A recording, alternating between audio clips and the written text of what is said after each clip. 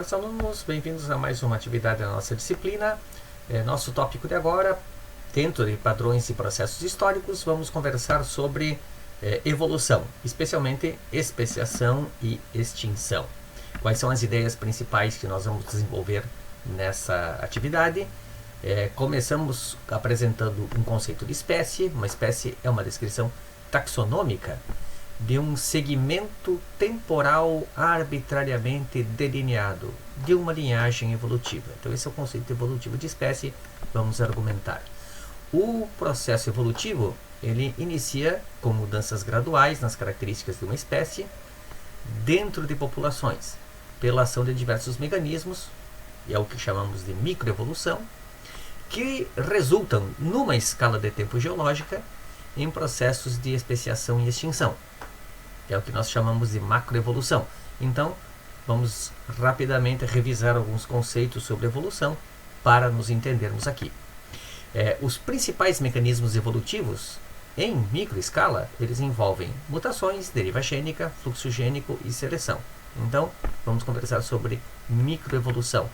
Depois, sobre macroevolução. Na macroevolução, os principais processos evolutivos, eles envolvem estase, anagênese, especiação e extinção. Muito bem. A biodiversidade do planeta é o resultado de episódios repetitivos de especiação e extinção. Então, a biodiversidade do planeta é um balanço do surgimento e desaparecimento de espécies. A especiação ela pode ocorrer em alopatria, em simpatria, em parapatria ou em peripatria. Então, são 4 modelos possíveis de especiação sobre os quais vamos conversar. As taxas de especiação e de extinção de fundo, elas podem ser imaginadas, mas são conceitos nem sempre muito úteis, já que essas taxas variam ao longo do tempo geológico e também entre grupos taxonômicos. Que as extinções elas tendem a ocorrer por choques ambientais, que são intensos, rápidos e extensos. E esses eventos extrapolam as possibilidades de adaptação pela seleção natural ou a fuga pela migração. E desta forma, a seleção natural, pelo menos não da forma como ela foi originalmente imaginada por Darwin, não é o mecanismo responsável pelos processos de extinção, especialmente os mais importantes. A diversificação das linhagens sobreviventes após os episódios mais intensos de extinção produz uma biosfera global muito diferente daquela antes das extinções. Vamos lá então, começando pelos conceitos de espécies. Existem pelo menos 22 conceitos, e o conceito evolutivo é o que é considerado atualmente como a definição primária de espécie. Os outros conceitos eles são critérios operacionais para delimitar espécies, vão ser úteis em muitas circunstâncias, porém não são suficientemente gerais para servir como um conceito primário.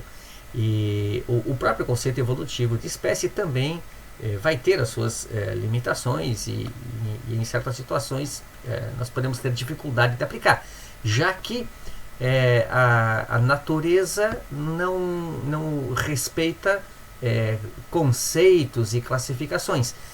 Classificar é da mente humana e todas as classificações são artificiais e, portanto, úteis, mas com algumas limitações. Bom, o conceito biológico de espécie afirma que uma espécie é um conjunto de organismos reprodutivamente isolados. E esse conceito, embora muito razoável, ele é difícil de aplicar para organismos do registro fóssil, não é possível verificar esse isolamento reprodutivo. Para organismos com reprodução sexuada, que é uma forma de reprodução muito comum na natureza, e em casos de evolução por hibridização, que é uma possibilidade de evolução. Aqui nós temos um exemplo disso. Essa ave, o cabeça de prata, uma ave amazônica, uma espécie amazônica, está demonstrado que ela evoluiu, ela surgiu por hibridização de outras duas espécies evolutivamente aparentadas, o irapuru do chapéu branco e o dançador de coroa vermelha. Então são híbridos destas duas espécies que formaram esta nova espécie, que agora sim é reprodutivamente isolada. O conceito morfológico de espécie, ou conceito clássico, afirma que uma espécie é um conjunto de organismos morfologicamente distinto. Também é um conceito interessante, porém ele é difícil de aplicar no caso de espécies crípticas ou com uma morfologia plástica. A classificação, nesses casos, para organismos crípticos ou com morfologia plástica, vai depender muito do sistema de caracteres, do sistema de classificação utilizado. E o gênero Heliconius, por exemplo, forma um complexo de espécies crípticas muito e com muita plasticidade, que é muito difícil de distinguir utilizando critérios morfológicos. O conceito filogenético de espécie afirma que uma espécie é um conjunto de indivíduos que também compartilham determinadas características, mas essas características não são de qualquer tipo, são características apomórficas, ou seja, aquelas que são exclusivas daquele determinado grupo. Isso pode ser aplicado para taxons superiores ou para o nível de espécies. Ele é similar ao conceito clássico, mas nesse caso ele é baseado nestas características que podem ser demonstradas que são únicas daquele grupo. Então aqui, por exemplo, atuns apresentam uma novidade evolutiva em relação a lampreias, que é a presença de maxilar. Salamandras, uma novidade evolutiva em relação aos peixes, que é a presença de 4 membros andadores. As tartarugas apresentam uma novidade em relação às salamandras, que é a presença de ovos amnióticos. E os mamíferos apresentam uma novidade em relação aos répteis e outros grupos, que é a presença de pelos. Então, esses caracteres são novidades evolutivas que caracterizam cada um desses grupos. Esse é o nosso conceito filogenético de espécie. E ele é muito dependente das características, dos caracteres que são empregados para reconhecer essas apomorfias. O resultado desse sistema de classificação e o reconhecimento de espécies que é possível a partir dele depende do conjunto de caracteres que foram empregado para reconhecer o que são apomorfias e plesiomorfias. E podem ser utilizados genes, caracteres genéticos, em vez de caracteres morfológicos. E neste caso é bastante comum que mais de uma solução de estrutura evolutiva seja possível, e a parcimônia é utilizada como critério para reconhecer o que é uma espécie e outra. O conceito evolutivo de espécies afirma que uma espécie é um conjunto de organismos que mantém a sua identidade ao longo do tempo. E ao longo do espaço, com tendências evolutivas e históricas semelhantes. Isso implica, nesse conceito, o isolamento reprodutivo, mas nesse caso é o isolamento reprodutivo real o que conta, e não o isolamento reprodutivo potencial, já que dois conjuntos de organismos separados espacialmente não terão tendências evolutivas e históricas semelhantes. Eles vão derivar no tempo e, portanto, eles estão em um processo de especiação. A espécie ela é, portanto, uma descrição taxonômica de um segmento que é temporal e que é arbitrariamente delineado ao longo de uma linhagem evolutiva. Por que arbitrariamente delineado? Porque o processo de evolução acontece de forma contínua, ainda que não de forma constante. As diferenças genéticas entre as populações vão se acumulando ao longo do tempo. Em algum momento decidiremos que dois conjuntos de organismos são suficientemente diferentes entre si para que seja adequado, interessante distingui-los como duas espécies, mas isso sempre envolve uma certa arbitrariedade. Feita essa introdução sobre o conceito de espécie, vamos agora conversar sobre algumas ideias interessantes sobre evolução para então enxergarmos na análise dos processos de especiação e extinção, que é o que nos interessa mais diretamente aqui. O processo, o que nós chamamos de evolução? É o processo de diversificação contínua dos organismos a partir de um ancestral comum. Lembrando que contínuo não quer dizer a uma taxa constante, quer dizer que a evolução ela não para, ainda que possam existir longos períodos de estase, que significam mudanças lentas. Dito de outra forma, a evolução é o processo de mudança nas características que são herdáveis de uma população ao longo de gerações sucessivas. Bom, a evolução ela pode ser estudada em diferentes escalas. Nós podemos reconhecer um processo microevolutivo, quando nós o estudamos em escalas estreitas de tempo, que vai nos permitir perceber mecanismos e processos diferentes daqueles reconhecidos quando nós examinamos escalas largas de tempo, que é o que nós chamamos de macroevolução. Na microevolução, quais são os mecanismos que nós identificamos e verificamos como sendo os mais importantes?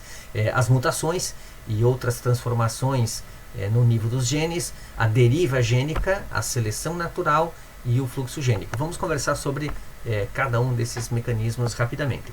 E no processo macroevolutivo, quando examinamos o processo de evolução numa escala ampla de tempo, verificamos períodos de estase, períodos de mudanças rápidas nos caracteres e os processos de especiação e eventualmente de extinção que acompanham essas mudanças nas espécies e no ambiente. O que nós observamos numa escala microevolutiva? Mudanças graduais nas características de uma espécie dentro de populações, pela ação de diversos mecanismos de evolução. Ou seja, nós estamos falando da evolução abaixo do nível de espécies. O que nós observamos no processo macroevolutivo? Mudanças na composição de espécies que são reconhecíveis no registro fóssil. Essas mudanças elas alternam períodos de estase, que são períodos de poucas mudanças, seguidos de períodos de mudanças rápidas nos caracteres. E desse processo de macroevolução, o que nós observamos é a especiação e a extinção. Elas são reconhecíveis quando nós examinamos o processo evolutivo nessa escala de tempo. Então nós estamos falando aqui da evolução no nível das espécies ou táxons superiores. Vamos então conversar sobre microevolução, que são essas mudanças graduais nas características de uma população, ou seja, abaixo do nível de espécies. Lembrando que genes são as principais fontes de variabilidade dos seres vivos. E o processo evolutivo é o estudo dessas mudanças que acontecem no nível genético dentro de populações. Quais são os principais mecanismos de microevolução? Bom, o primeiro deles, e mais fundamental, são as mutações. As mutações são mudanças que acontecem na estrutura do DNA, que podem ter origem em lesões do DNA ou em erros durante o processo de meiose. Essas lesões no DNA podem ser causadas por campos eletrostáticos, por flutuações geomagnéticas, por microondas, por alcalinidade ou por hidrocarbonetos. Todos esses fatores perturbam a estrutura do DNA, especialmente durante os processos de meiose, resultando em lesões, e se essas lesões forem neutras ou adaptativas, elas podem se manter e se transmitirem por herança.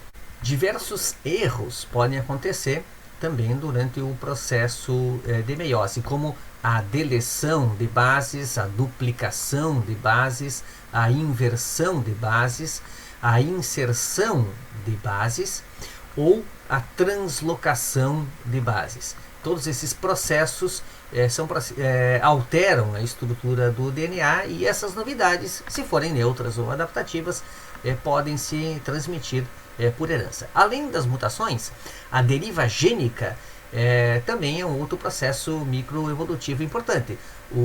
A deriva gênica acontece quando, ao acaso, os indivíduos que são removidos da população, seja por morte, seja por migração, levam consigo parte da variabilidade genética original dessa população.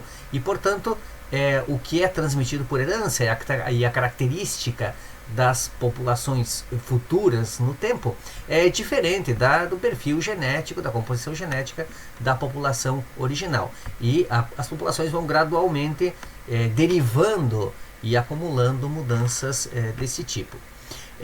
Outra possibilidade de processo microevolutivo é o chamado efeito gargalo de garrafa. Neste processo de gargalo de garrafa, uma população com uma determinada variabilidade genética passa por um período de retração populacional, durante o qual diversos genes são perdidos. Então, a população que segue após esse efeito de gargalo de garrafa, ela tem novamente um perfil genético distinto do anterior. O que nós estamos vendo aqui neste exemplo é o caso muito bem conhecido e famoso do guepardo, o chita, e mostrando que as populações de guepardo, elas têm um nível de heterozigose muito inferior ao de outros grupos de organismos, e a frequência de losses polimórficos também é muito inferior à de outros conjuntos de organismos, sugerindo que elas passaram por esses episódios de gargalo de garrafa. E no caso do guepardo, 2 desses episódios são reconhecidos no tempo, um há cerca de 100 mil anos atrás e outro há cerca de 10 mil anos atrás. Então, essa população atual de guepardos, ela tem muito menor heterozigose e muito menor frequência de losses polimórficos, em função desses 2 episódios de retração populacional e perda de variabilidade genética. Existe também o efeito fundador. No efeito fundador, populações descendentes de uma mesma população original podem ser distintas entre si e iniciarem um processo de divergência evolutiva, porque o seu perfil genético vai ser determinado pelo perfil daqueles poucos indivíduos que formaram essa população.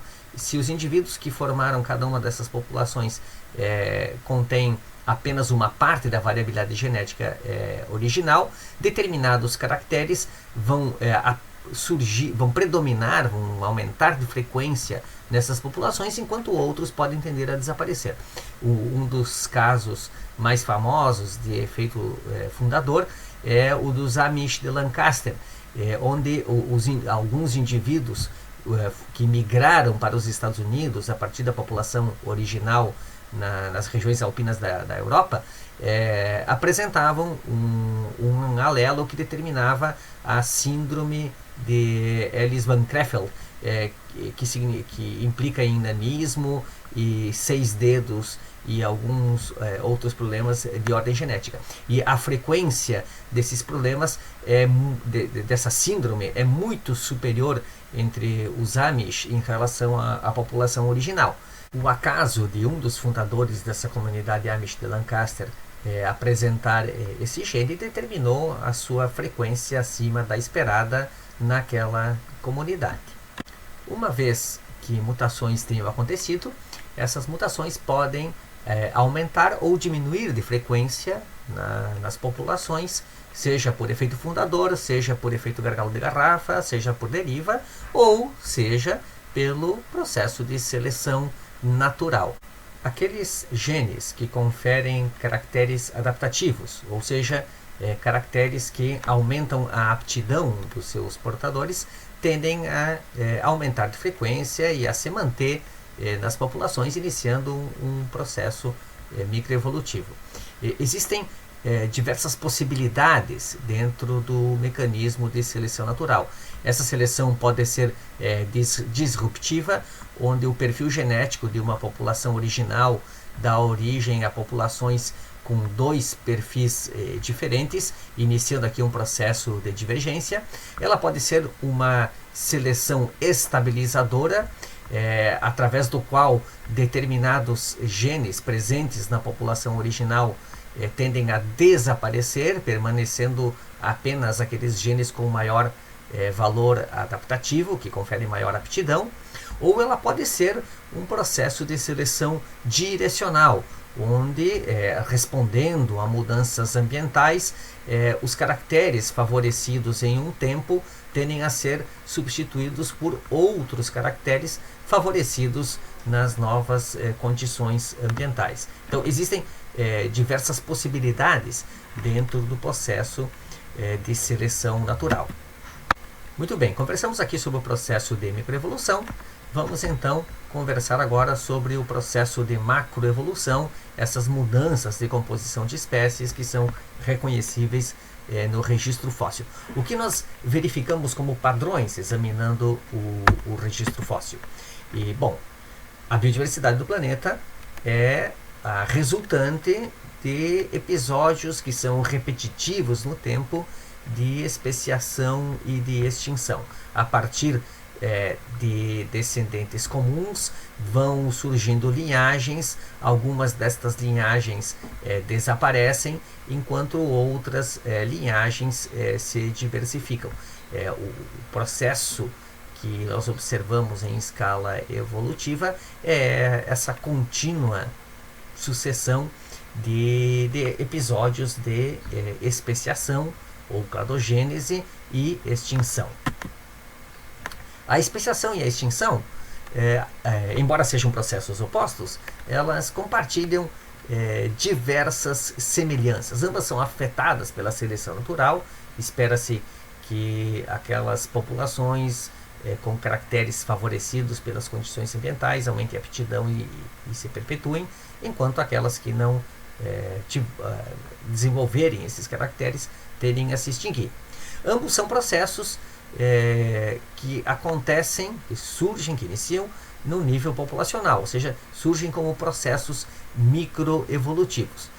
Ambos os processos alteram as comunidades biológicas, alteram as relações interespecíficas, alteram padrões e processos ecossistêmicos e, finalmente, alteram a composição de espécies, que é o nosso interesse primário aqui. A riqueza de espécies, pensando numa escala macroevolutiva, pode ser definida como o número de linhagens presentes em um determinado momento no tempo, fazendo alusão ao nosso conceito evolutivo de espécies. E aqui nós temos um exemplo. As borboletas Troidini neotropicais, a partir de um ancestral comum, foram se diversificando ao longo do tempo, e à medida que essa diversificação foi acontecendo e superando as extinções, o número de linhagens de borboletas Troidini foi aumentando ao longo do tempo. Aqui nós temos o número de linhagens no tempo, atualmente são 37, e a partir deste ancestral comum. Especiação, então, é um processo de ramificação de linhagens. Nós vamos chamar esse processo de cladogênese mais adiante. Enquanto que o que nós chamamos de extinção é o processo de terminação de linhagens. Aqui nós temos os processos de cladogênese, ou de ramificação de linhagens, e aqui nós temos os processos de extinção, ou de terminação de linhagens. Se a incidência de ramificações excede a determinações, um determinado clado ele sobrevive e radia, ou seja, se expande e se diversifica. Por outro lado, se a incidência de terminações excede a de ramificações, o clado se extingue.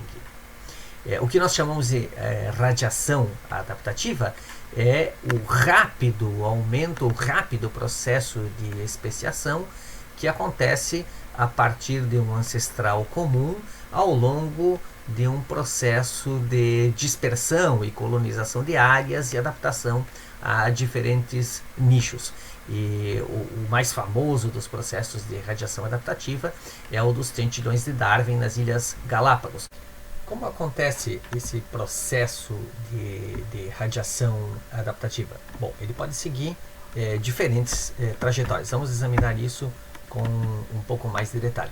Primeiro, lembramos que o processo de especiação significa o processo de multiplicação de espécies, ou seja, diversas espécies surgem a partir de um ancestral inicial.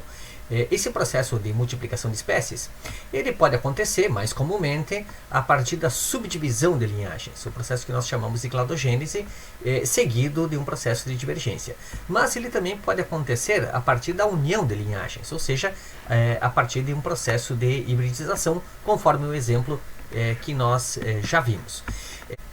Lembrando também que ao longo do tempo, uma espécie não necessariamente pode levar ao surgimento de mais de uma, ou seja, um processo de multiplicação ou de cladogênese. Pode acontecer um processo de anagênese, onde uma população original vai derivando, modificando seus caracteres ao longo do tempo, dando origem a uma nova espécie e apenas uma no futuro. Adotando um conceito filogenético de espécie, ao longo deste processo de anagênese, nós continuaremos lidando com uma mesma espécie. Adotando um conceito morfológico, nós teríamos duas cronoespécies se sucedendo no tempo. Mas, seja qual for o caso, nesse processo de anagênese, nós não temos o aumento da biodiversidade, a diversificação. Em ambos os casos, nós temos, seja na gênese ou seja cladogênese, pseudo-extinções. Por que são pseudo-extinções? Porque essas linhagens não se extinguiram, elas não deixaram de existir. Elas apenas se modificaram no tempo, radiando, dando origem a diversas espécies no processo de multiplicação, ou simplesmente mantendo uma mesma linhagem, mas modificada no tempo. Quais são, então, os 4 modelos de especiação possíveis, considerando essas diferentes possibilidades? Bom, essa especiação ela pode ocorrer com a separação inicial das populações, ou seja, em isolamento, e esse isolamento pode ser geográfico, e nós vamos chamar esse processo de alopátrico, ou esse isolamento pode se originar de um processo inicial de dispersão, e nesse caso nós vamos chamá-lo de peripátrico. A especiação também pode acontecer sem o isolamento inicial dessas populações, ou seja, com sobreposição. Essa sobreposição pode ser ampla, nesse caso vamos chamar esse processo de simpátrico, ou essa sobreposição pode ser parcial, marginal, e nesse caso nós vamos chamá-lo de parapátrico. Vamos examinar essas 4 possibilidades com um pouco mais de detalhe. Aqui estão os 4 modelos representados em conjunto. Então, vejam que em todos os casos, a partir de uma população original, nós temos 2 espécies derivadas. Então, os processos iniciam da mesma forma e terminam da mesma forma, uma espécie dando origem a 2. Mas isso pode acontecer por 4 mecanismos diferentes. No processo alopátrico, forma-se uma barreira inicial que separa a população original em 2. E então, as trajetórias evolutivas, a mutação e a divergência de caracteres acontece de forma independente nessas 2 populações. Elas vão progressivamente se distanciando morfologicamente, fisiologicamente, adaptativamente e se tornando 2 espécies independentes. Eventualmente, no momento seguinte do futuro, essas espécies podem voltar a compartilhar o espaço, se tornando 2 espécies parcialmente sobrepostas. No processo peripátrico, a partir dessa população original, um pequeno conjunto de indivíduos, aqui nós temos o efeito fundador, se dispersa através de uma barreira pré-existente. E esse grupo, então, ele deriva evolutivamente, os 2 grupos passam a acumular mutações e divergir geneticamente, e eventualmente no momento futuro eles podem novamente compartilhar parcialmente o espaço. No modelo de evolução em parapatria, um subconjunto de indivíduos desta população original adapta-se a um novo nicho. O que significa isso? E as pressões evolutivas em uma determinada porção do espaço geográfico ocupada por essa espécie são peculiares, e os indivíduos que vivem nessa região estão sujeitos a pressões evolutivas diferentes, de tal forma que tendem a acumular caracteres divergentes. Isso faz com que a maior parte da reprodução aconteça de forma separada entre essas duas subpopulações. Elas vão, portanto, derivando geneticamente ao longo do tempo, até chegar ao ponto em que são duas espécies nitidamente distintas, com um isolamento reprodutivo. Essas duas espécies podem, eventualmente, no momento futuro, se sobrepor novamente parcialmente, mas agora ocupando nichos diferentes. No processo de evolução simpátrico, nós temos uma população original que desenvolve polimorfismo genético. Esse polimorfismo genético significa variações entre os indivíduos dentro da mesma população, de tal forma que os indivíduos tendem a se especializar em porções específicas do nicho. E desta forma, a reprodução tende a acontecer de forma predominante dentro de cada um desses grupos que estão explorando porções diferentes do nicho, totalmente de forma sobreposta.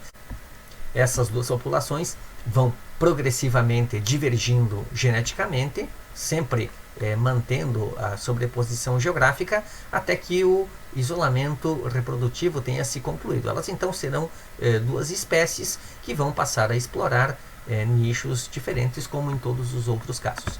Vamos ver alguns exemplos destas quatro situações diferentes. E nós temos aqui um exemplo clássico do processo de especiação holopátrica, que é aceito como o principal processo de especiação. Aqui um exemplo de evolução alopátrica, a partir da deriva dos continentes, uma população distribuída, uma espécie distribuída originalmente no megacontinente Pangaea, se fragmentou em diversas populações que passaram então a ter trajetórias independentes. Aqui nós temos o exemplo do resultado desse processo na distribuição das linhagens de tinamídeos e aves ratitas. Cada um dos continentes apresenta grupos de aves desta linhagem evolutiva separados entre si a partir de um ancestral comum de uma população que foi fragmentada no processo de deriva continental. Aqui um exemplo de especiação peripátrica, os tucutucos, que são mamíferos fossoriais com uma importante limitação da dispersão. Esse padrão mostrado para esta região da Argentina se repete em outras regiões do sul do continente americano, inclusive no sul do Brasil. Então nós temos diversas espécies, e essas espécies evoluíram num tempo geológico bastante recente, alguns milhares de anos.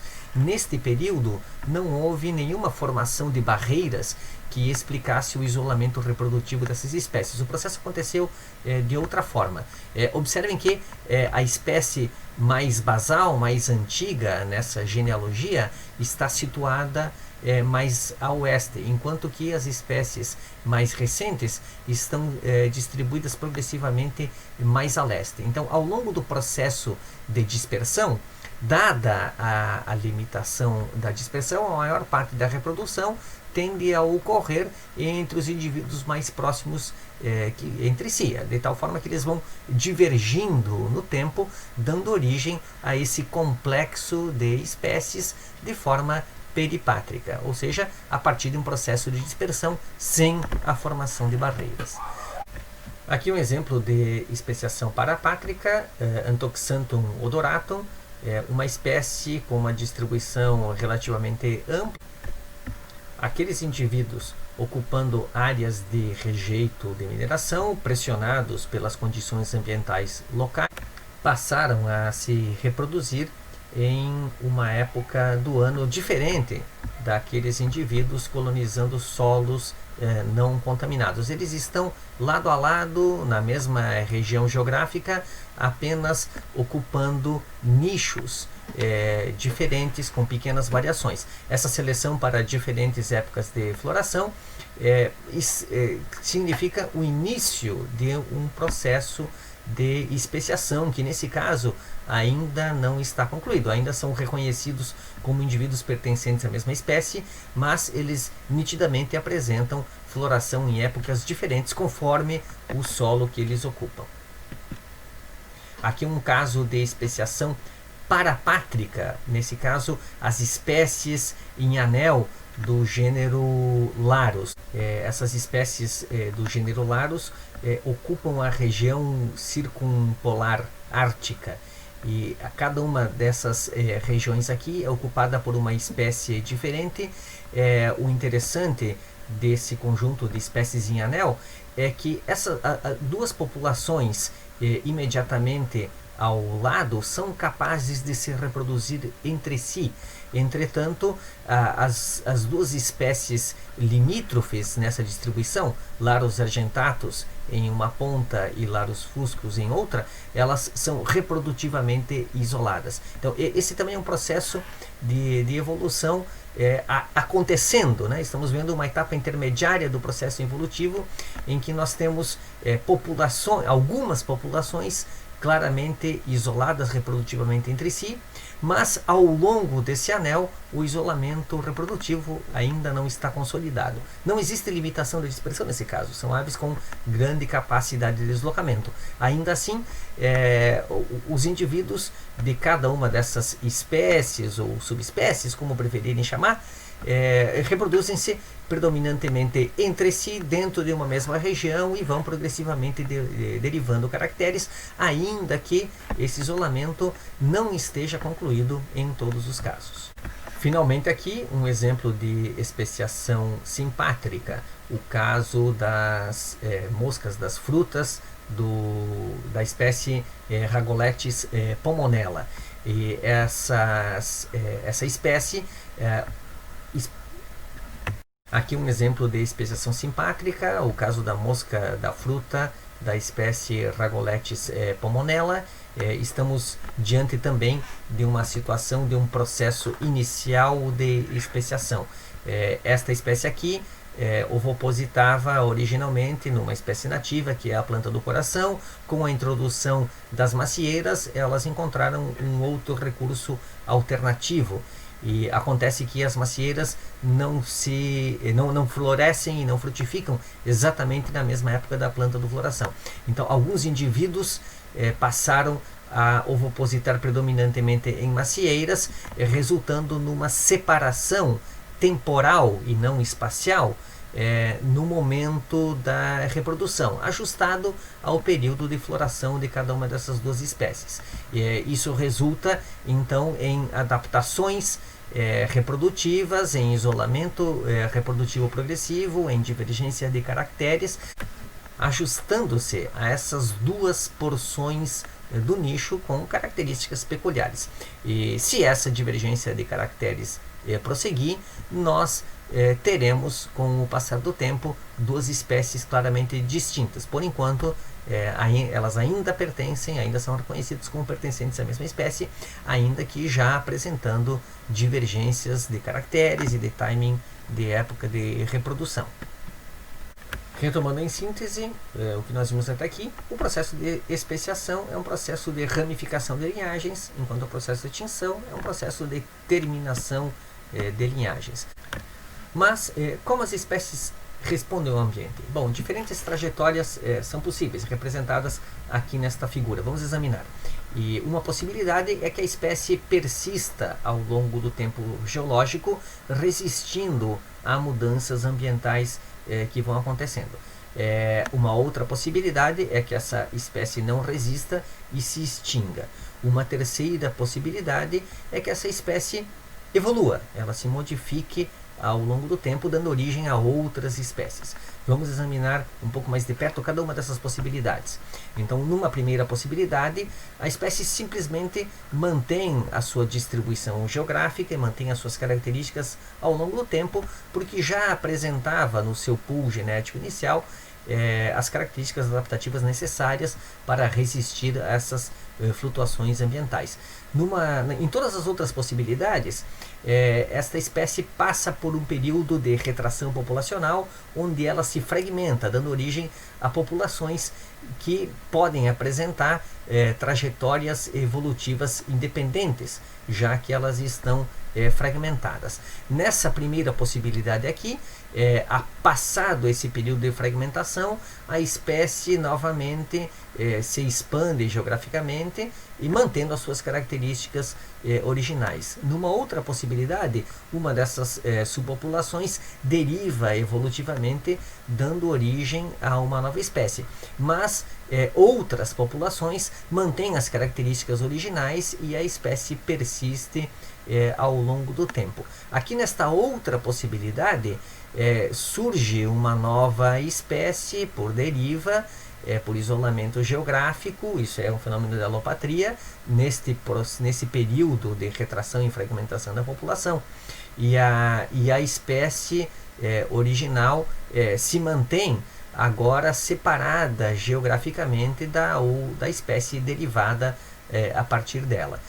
Uma outra possibilidade, a espécie vai progressivamente se fragmentando e se retraindo até a sua extinção completa. Nesta outra possibilidade aqui, a espécie original se fragmenta, uma dessas subpopulações derivadas da população original, com características distintas, é a que se adapta às novas circunstâncias ambientais, dando então origem, por anagênese, a uma nova espécie, enquanto aquelas populações que mantiveram as características originais, estas são as que se extinguem. Como uma última possibilidade, neste processo de retração e fragmentação, surgem diferentes populações, cada uma com características peculiares, algumas delas adaptadas às novas circunstâncias ambientais, se expandem num momento futuro, se mantêm separadas geograficamente. Então, a partir de uma espécie original, nós temos duas espécies derivadas. Todas essas são possibilidades de trajetórias evolutivas, ainda que a importância relativa de cada uma delas seja objeto de discussão. Como os processos de especiação e extinção aparecem no registro fóssil? É isso que nós vamos verificar agora. Uma primeira forma de olhar para esses processos de especiação e extinção no tempo geológico é imaginar taxas de especiação e extinção de fundo, ou seja, taxas canônicas, médias que representem o que aconteceu ao longo da história evolutiva no planeta. Nós podemos olhar alguns números aqui.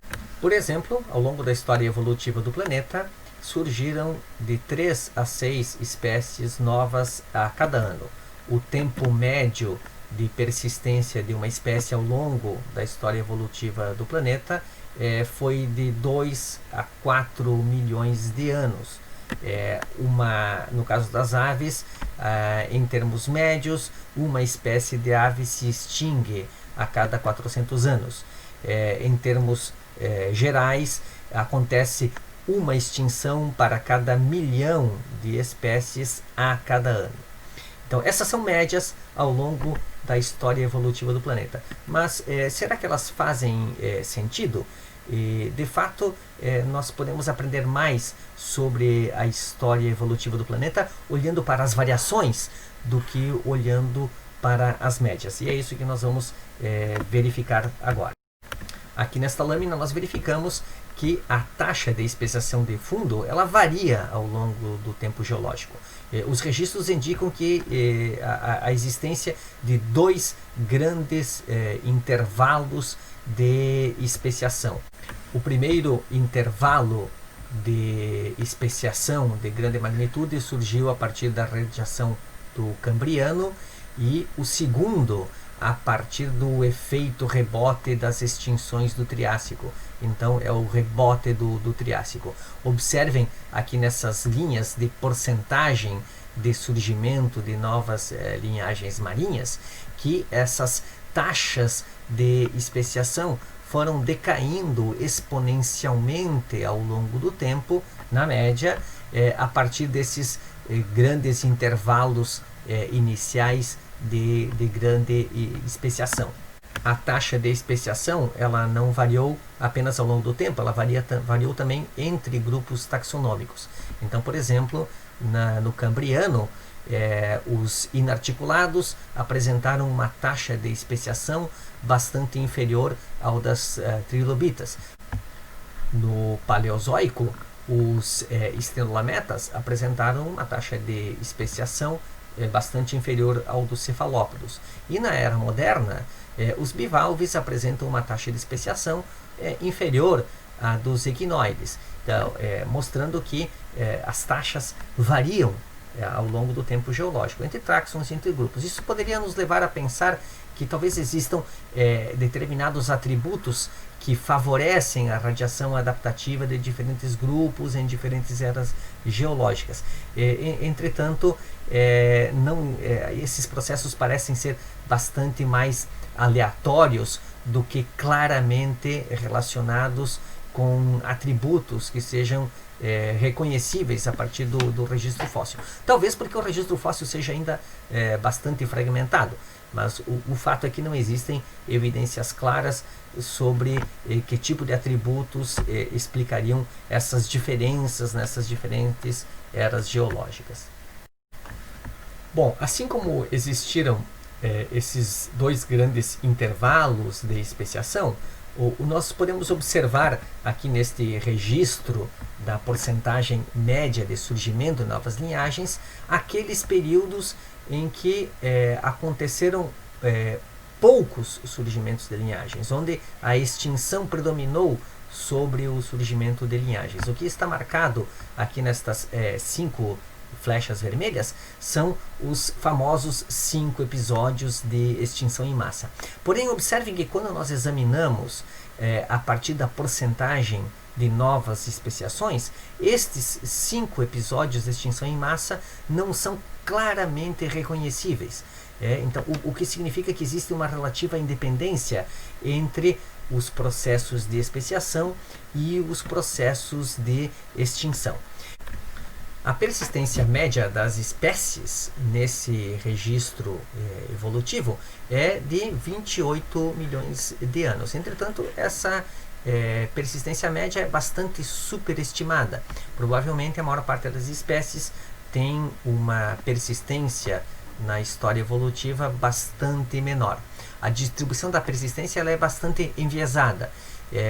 Muitas espécies têm uma curta duração e algumas poucas têm uma longa duração. Essas poucas que têm uma longa duração acabam puxando a média para valores que não são representativos do que acontece com a maioria das espécies. Esse tempo de 160 milhões de anos é o tempo máximo de persistência de uma espécie reconhecida a partir do registro fóssil. Quando nós examinamos as taxas de extinções de forma independente e não as taxas de surgimento de novas espécies, esses episódios de extinção em massa, aí sim, eles são claramente reconhecíveis. E foram 5 os grandes episódios do passado. Por um lado, esses grandes episódios de extinção em massa, eles são de fato responsáveis por uma porcentagem muito pequena, cerca de 4% do total das extinções que aconteceram ao longo da história evolutiva do planeta. Vejam aqui que, em média, acontecem cerca de 20 extinções de espécies para cada milhão de anos, enquanto que nos episódios maciços de extinção, o número de espécies desaparecendo a cada ano saltou para mais de 80. Por outro lado, ainda que esses processos, esses eventos de extinção em massa expliquem uma porcentagem pequena de todas as extinções que já aconteceram, eles são divisores de água no processo evolutivo, porque nesses episódios desapareceram espécies generalistas e espécies com uma ampla distribuição geográfica. E para que uma espécie generalista ou um grupo de espécies se extinga completamente, então todo um conjunto de linhagens evolutivamente aparentadas se distinga, bom, isso requer um choque ambiental que normalmente ele não é encontrado ao longo da vida geológica de tais espécies ou de tais grupos. Então esse choque ele deve ser aplicado com uma rapidez suficiente e em uma escala geográfica suficientemente ampla para impedir a adaptação pela seleção natural ou a fuga pela migração. Precisam, portanto, ser choques intensos e extensos. E o que é mais interessante, a diversificação das linhagens sobreviventes após esses grandes episódios de extinção produz uma biosfera global radicalmente diferente daquela existente antes desses episódios de extinção. Entretanto, esta diversificação e essa recomposição da biota com um novo padrão após esses eventos de extinção não acontece de forma rápida. Existem extensos períodos em que a diversidade biológica permanece deprimida e poucas espécies são observadas no registro fóssil ao longo desses períodos. Uma outra característica interessante do registro fóssil é que as taxas de especiação e extinção elas tendem a se correlacionar. Existem grupos taxonômicos, linhagens evolutivas que apresentaram ao mesmo tempo altas taxas de especiação e altas taxas de extinção e outras com um padrão contrário. Por exemplo, bivalves marinhos, equinoides, recifes de coral e foraminíferos plantônicos, todos eles apresentam baixas taxas de extinção e baixas taxas de especiação, ao contrário de amonitas, trilobitos, e mamíferos modernos, insetos e outros grupos. Também é interessante observar, como é visto aqui no caso dos corais rugosos, que as taxas de especiação tendem a declinar ao longo do tempo. Então parece que as espécies evoluem e irradiam predominantemente no início do processo de evolução do grupo, e então as taxas de especiação vão progressivamente diminuindo. E essa diminuição é mais rápida do que o aumento da extinção dentro do grupo. As extinções vão aumentando ao longo do tempo, mas essas taxas são bem menos variáveis do que a diminuição do processo de especiação. Esse padrão aqui, se for generalizado, algo que ainda é discutível, determina como vai se processando ao longo do tempo esse balanço entre extinções e especiações. Mas por que dentro de um clado a taxa de especiação tende a diminuir e a taxa de extinção tende a aumentar com o tempo? Bom, existem diversas possibilidades de explicação. Uma delas é a chamada hipótese da rainha vermelha. E as adaptações básicas que dão origem a um clado, elas surgem precocemente no processo evolutivo e provocam a radiação adaptativa do grupo e se fixam naquele clado. As mudanças ambientais que vão acontecendo ao longo do tempo tendem a reverter o valor adaptativo inicial dessas adaptações básicas, de tal forma que as espécies progressivamente vão se tornando vulneráveis ao processo de extinção. Uma outra possibilidade, a hipótese do nicho, sugere que, à medida que o clado radia, os nichos vão se preenchendo, de tal forma que não são mais possíveis especiações dentro daquele clado a partir daquele conjunto de adaptações básicas que originalmente surgiu.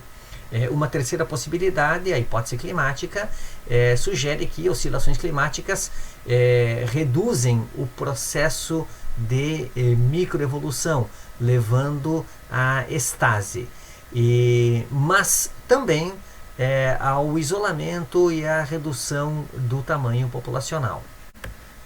Essa redução redução do tamanho populacional e isolamento expõe esses conjuntos de espécies ao processo de extinção. Ao longo do tempo, um clado que mantiver uma alta taxa de extinção e uma baixa taxa de especiação tenderá a não sobreviver por tempo suficiente para ser considerado importante e não estará presente no registro fóssil ou será raro no registro fóssil. E o mais interessante é notar que os mesmos fatores que promovem a especiação promovem também a extinção. A subdivisão, o isolamento e a limitação da dispersão explicam ao mesmo tempo e de forma diferente o processo de especiação e o processo de extinção. No momento atual, nós estamos passando pelo sexto pico histórico de extinção de espécies. Esse pico é caracterizado por esses números aqui. A cada ano desaparecem do nosso planeta entre 17 e 100 mil espécies. E observem que de 17 para 100 mil nós temos uma margem de erro de incerteza bastante grande aqui. Bom, esses números refletem mais a ignorância da biodiversidade do planeta do que o conhecimento que nós temos dela. E aproximadamente metade das espécies provavelmente vão deixar de existir até o final do século XXI. Esse é um episódio de extinção em massa que está entre os de maior magnitude no planeta, por isso sexto pico histórico de extinção. E aqui nós temos graficamente o efeito desse processo de extinção em massa que está acontecendo agora. Aqui nós temos esses números que refletem as extinções médias de fundo para espécies marinhas, para espécies de mamíferos ao longo de toda a história evolutiva do planeta. Estas são as taxas médias de extinção para o passado recente, ou seja, para a nossa era geológica, porém antes do advento deste sexto pico histórico de extinções relacionados com a expansão da ocupação humana do planeta. Aqui nós temos a projeção das extinções no futuro recente, esperadas até o final do século. Então observe que nós temos para o passado geológico taxas de extinções inferiores do que aquelas encontradas no passado recente e que são inferiores às projetadas para o futuro recente, ou seja, até o final deste século. E associado a essas extinções globais, não menos importante, acontecem as extinções locais. O que nós temos representada aqui nessas diferentes figuras é a perda de populações que expõem cada uma dessas regiões do planeta à perda local de biodiversidade. Neste caso aqui, para 177 espécies de mamíferos para os quais existem dados relativamente consistentes de distribuição geográfica. Então existem regiões do planeta passando por processos de extinção mais acelerados do que outros. E à medida que essas populações locais desaparecem, os seus serviços ecossistêmicos, as suas funções ecossistêmicas também desaparecem. Isso altera não apenas a composição da biota, mas altera o funcionamento da biosfera e os serviços ecossistêmicos que a própria espécie humana pode derivar desses serviços. Então, não é necessariamente apenas a extinção global que deve nos preocupar, mas também a perda local de populações. Aqui nesta outra figura, nós visualizamos quais são as regiões do planeta que concentram as mais altas taxas de extinção, taxas de perda de biodiversidade. especialmente a região Indomalaia, o sul da Ásia, a Índia, a China, regiões superpovoadas do planeta, e a região superpovoada aqui do Neotrópico, né, onde se situa o bioma da Mata Atlântica, onde se concentra a maior parte da população brasileira, a América Central e a região sudeste da África. Então, essas são as regiões com as mais altas taxas de perda de biodiversidade. Nós vimos, a partir dos slides anteriores, que ao longo da história evolutiva do planeta, a tendência foi de aumento da biodiversidade. E existe um efeito rebote de especiação a partir destes eventos de extinção em massa. Mas quanto tempo demora para que este efeito rebote se consolide? A recuperação da biodiversidade após esses eventos de grande extinção é um processo bastante lento. Após a extinção em massa no Ordoviciano, 25 milhões de anos foram necessários para recuperarmos o mesmo número de espécies. Após a grande extinção do Devoniano, 30 milhões. No Permiano e Triássico, 100 milhões foram necessários. E no Cretáceo, cerca de 20 milhões de anos. Então, para a nossa presença no planeta, para a história da civilização humana no planeta, essas extinções são para sempre e não serão compensadas pelo surgimento de outras espécies que compensem os seus papéis ecológicos. E é isso que nos preocupa enquanto sociedade. Estamos terminando aqui esta nossa aula sobre os processos de especiação e extinção. Vamos retomar aqui quais foram as ideias principais que nós desenvolvemos. A primeira delas é que uma espécie é uma descrição taxonômica de um segmento temporal, arbitrariamente delineado de uma linhagem evolutiva. Que o processo evolutivo ele se inicia com mudanças graduais nas características de uma espécie dentro de uma população, pela ação de diversos mecanismos. Esse é o chamado processo de microevolução, e que resultam, numa escala de tempo geológica, em processos que são de especiação e extinção. Esse é o processo que nós conhecemos como macroevolução. Os principais mecanismos evolutivos em microescala envolvem mutações, deriva gênica, fluxo gênico e seleção natural. Os principais processos evolutivos em macroescala envolvem estase, anagênese, especiação e extinção. A biodiversidade do planeta ela é o resultado de processos, de episódios repetitivos de especiação e extinção que se contrabalançam. A especiação ela pode ocorrer em alopatria, em simpatria, em parapatria ou em peripatria. E as taxas de especiação e extinção de fundo variam ao longo do tempo geológico e variam entre grupos taxonômicos também.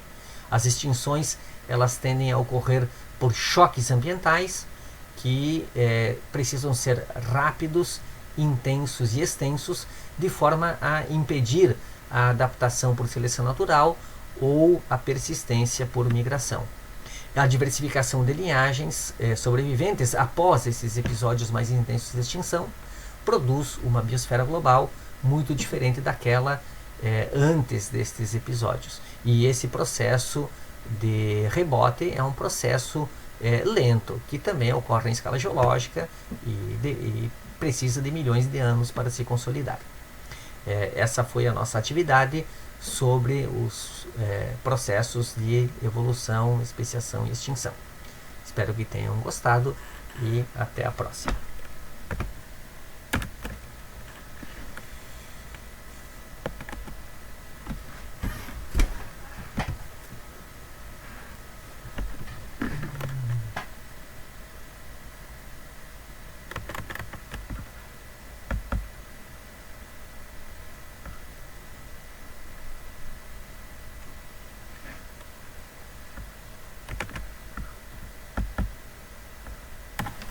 Após a extinção em massa no Ordoviciano, 25 milhões de anos foram necessários.